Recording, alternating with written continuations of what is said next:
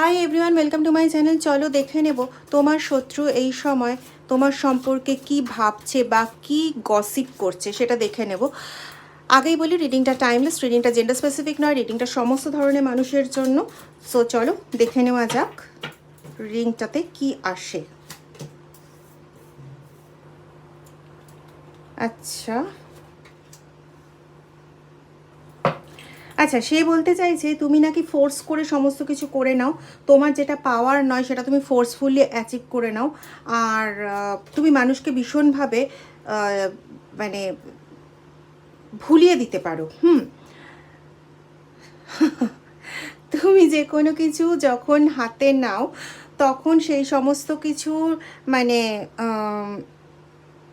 ব্যাপারটাকে তুমি এমনভাবে হ্যান্ডেল করো যে তুমি তার সমস্যা তো তুমিই ক্রিয়েট করো, কিন্তু বোঝাও যেন অন্য কেউ সমস্যা ক্রিয়েট করে দিয়েছে। এই রকমভাবে তুমি লোককে মানে বশ করে ফেলো। আর সবাই যে তোমার সম্পর্কে এসব গসিপ করছে, অর্থাৎ তোমার শত্রুকে নাকি সবাই হেট করতে থাকে, আসলে সে কোনো এরকম কাজই করেনি। এবং শুধু তুমি নও, তোমার বাবা বা তোমার পিতৃস্থানীয় যিনি আছেন তিনিও নাকি প্রচণ্ড বসিং অ্যাটিটিউডের, মানে তুমি যে স্বভাবটা পেয়েছো তুমি তার থেকেই পেয়েছো, ঠিক আছে।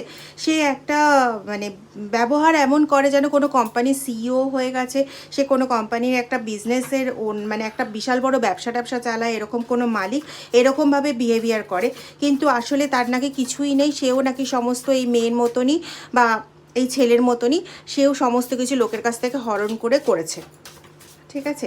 এই সমস্ত নিয়ে গসিপ করছে। এরা অ্যাকচুয়ালি না তোমার হ্যাপিনেস হেটার। হ্যাঁ, মানে তুমি যে হ্যাপি থাকছো সেই হ্যাপিনেসের হেটার এরা।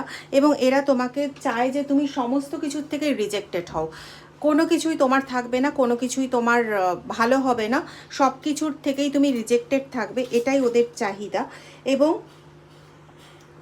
কেউ তোমার প্রতি কোনো রকমভাবে ইন্টারেস্টেড হবে না, সবাই তোমাকে ভুল বুঝবে এবং যেটা তুমি নও সেটা বুঝেই তোমাকে সবাই হেট করবে এবং সবার থেকে তুমি দূরত্ব মেনটেন করে চলতে হবে তোমাকে।